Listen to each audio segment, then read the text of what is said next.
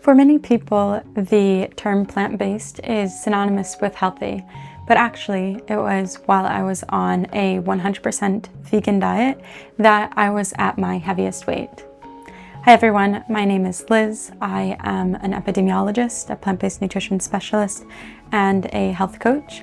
And in this video, we're going to talk a little bit about why plant-based does not always equal healthy. So to be clear, I am still on a completely plant-based and completely vegan diet, but in comparison to a couple of years ago, I am now weighing less than I even did when I was in high school. So what was it that caused me to gain that weight? And how is it that I have been able to make a change that has improved my health and helped me to have a much better balance within my diet? I think for me, some of that confusion came from the fact that I was at the time listening to a lot of nutrition and plant-based podcasters who were talking about the benefits of a plant-based diet. And those benefits are very real, but for a pretty specific diet type. And at the time, I didn't understand enough to realize that they weren't talking about plant-based diets in general, and that they were talking, in fact, about a whole foods plant-based diet. But we'll get more into that in a moment. But I had this confusion where I understood that to mean that as long as I am eating a plant-based diet, that I could expect to have some of the health benefits that I was hearing about. In reality, what I was eating was just a vegan version of the standard American diet, where I had swapped out a lot of the sort of junk foods on my plate for a vegan version of them. Because nowadays, vegan junk food has become almost as common as non-vegan junk food. So it's really not hard to be able to eat all of those same comfort foods in a vegan version compared to what I was eating before. So maybe to help clear that up a little bit, why that can be confusing and why it was confusing for me and maybe for other people, let's talk a bit about the differences between the different plant-based diets. So plant-based is kind of an umbrella term that is sort of used to encompass all of the different diets that fall under that category. So in general, the word plant-based, it is used by most people to mean a diet that is primarily made up of plants. But some people eating a plant-based diet, like someone who is pescatarian, for example, or flexitarian, they might on occasion eat animal products, even fish, or sometimes meat, but because they eat a diet that is primarily made up of plants, they do still fall under that plant-based diet category. But then plant-based is more typically synonymous with diets where people don't consume meat of any kind. That would include people that are vegetarian, who don't eat meat, but still eat dairy products or eggs, for example. And then you have vegans that don't eat any animal products whatsoever. The terms vegetarian and vegan, they focus more so on what you are excluding from the diet, like excluding animal products, rather than focusing on what it is that you are including in the diet to make up for those things that you don't consume. And so that brings me to the whole foods plant-based diet, where the people that eat this diet style, they are focusing on eating plant foods or fruits and vegetables that are close to their whole form, meaning that they're very minimally processed. On that sort of a diet, you're eating foods that for the most part look like what they looked like when they were picked or when they were pulled from the ground, for example.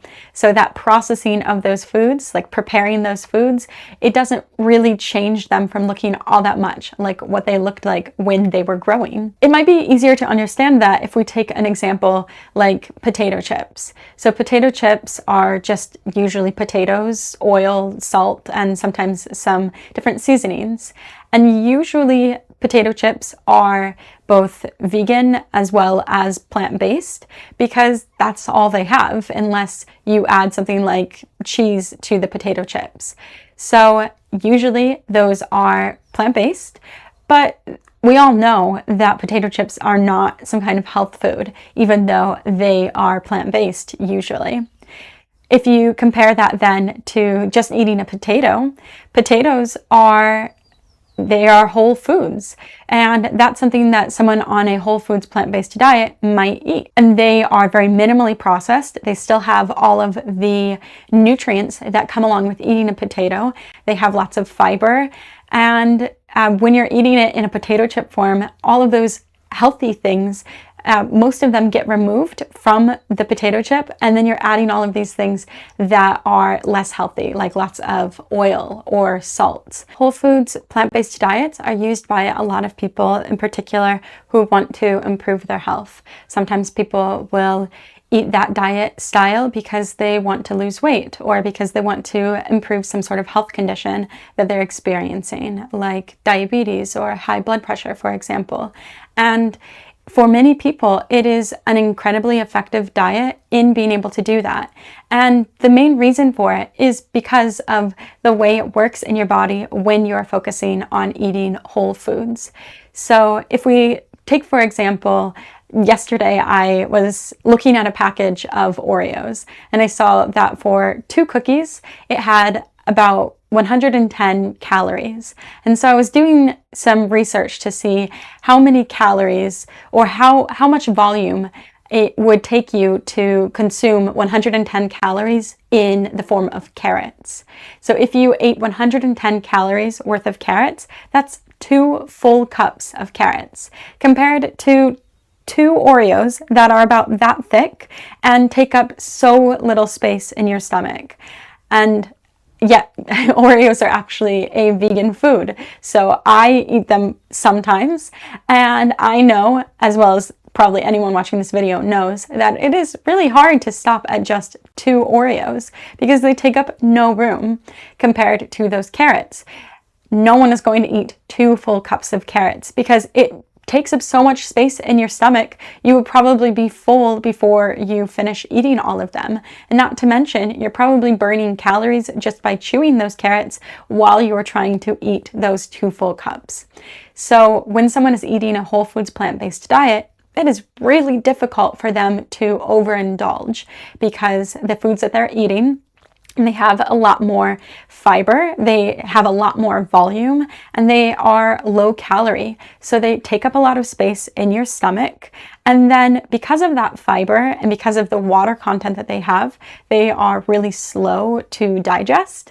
So they keep you feeling fuller for a longer period of time. So you are not consuming as many calories, you are also consuming a larger volume, and you are really, really unlikely to overeat. When I adopted a plant-based diet, I had previously been on basically a standard American diet.